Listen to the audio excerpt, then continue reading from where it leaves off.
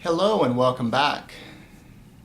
You might notice that the scenery behind me has changed a bit.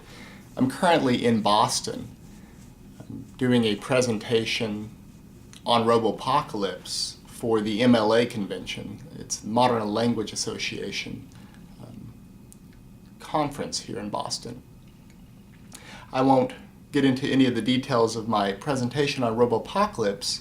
I'll save that for our discussions when we finally get into Daniel H. Wilson's novel. I do want to say that I'm very impressed with the level of discussion that we've been able to get into on these last few stories by William Sanders, or as consensus would have it now, the Cherokee M. Night Shyamalan.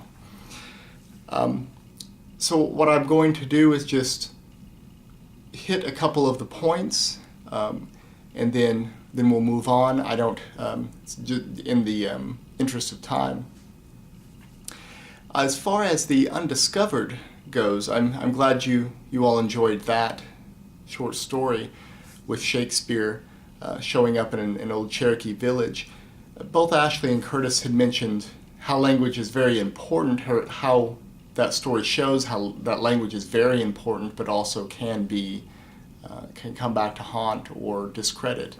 And I think the language, as far as how we understand the world, it can't be overstated that language is one of the most important ways we do understand the world.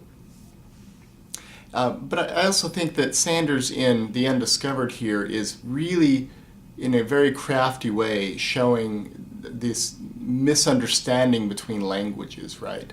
He obviously did his research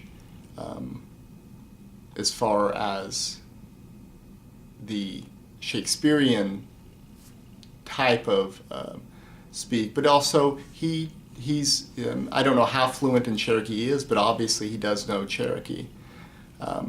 And the back and forth between those two languages is very, very interesting, and I think very well done by him.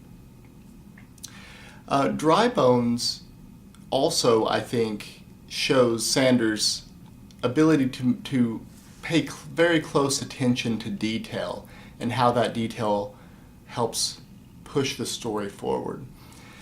Mike had mentioned the trees as symbols, right? And for those who may not have taken any literary classes on literature, right, a symbol is something that is both literally there in a story, but also figuratively there. It stands for something else while it's also actually there.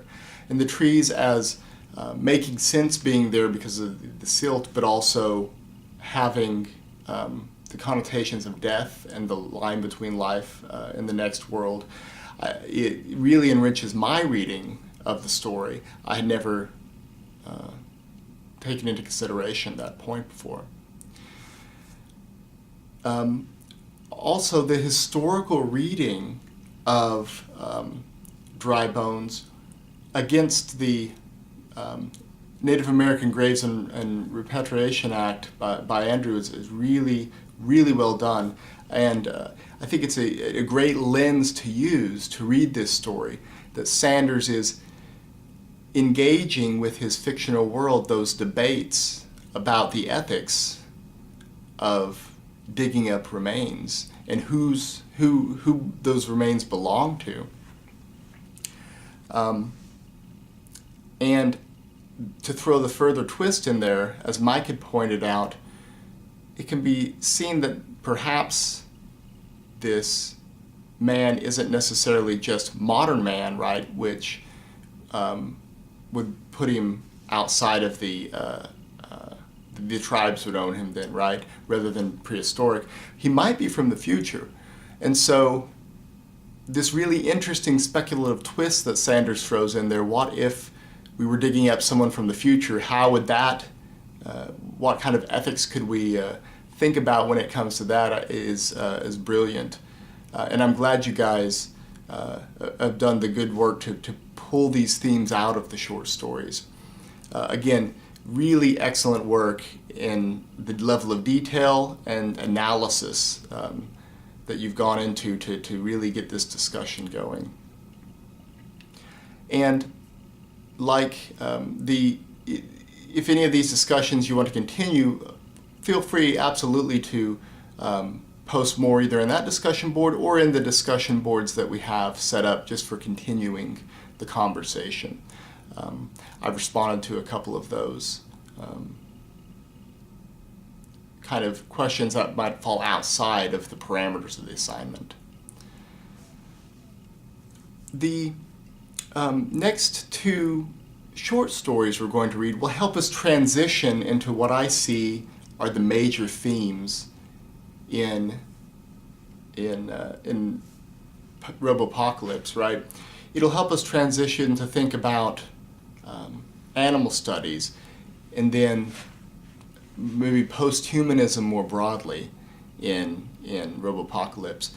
But the short story I want you to read from Sanders is titled At Tin Wolf Lake, and then I also want you to read The Ugly Chickens by Howard Waldrop.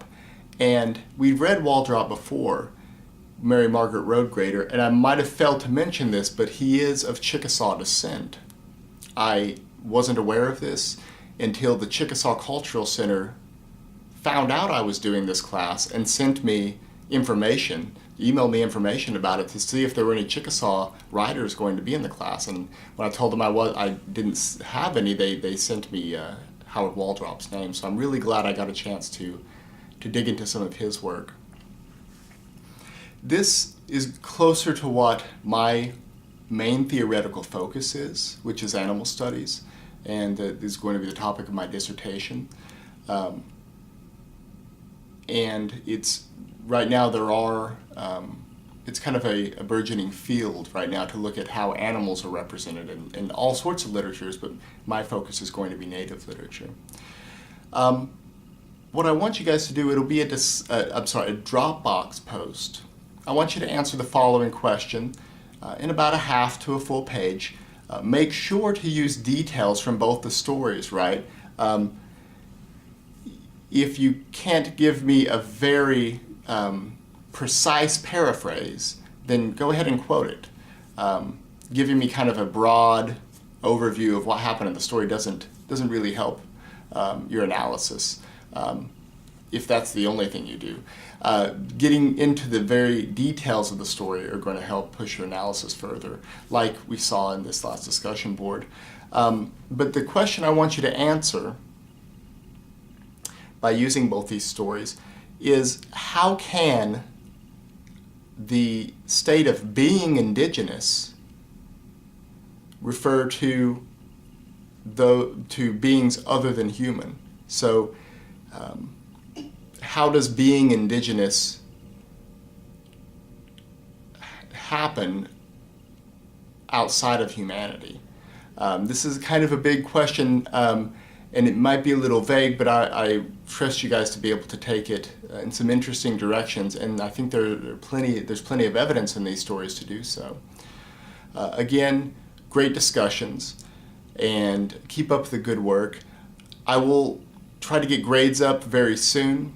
If you are doing late work, which I encourage everyone to do late work if they don't get something done, I'd rather see late work than nothing at all.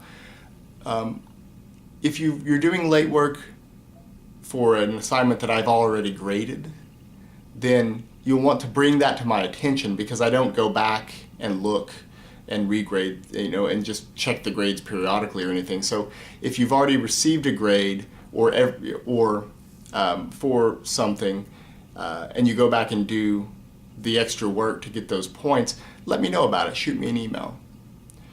All right. Well, have fun reading At Tin Wolf Lake and The Ugly Chickens by Howard Waldrop on the Content tab, and I will see you all next time.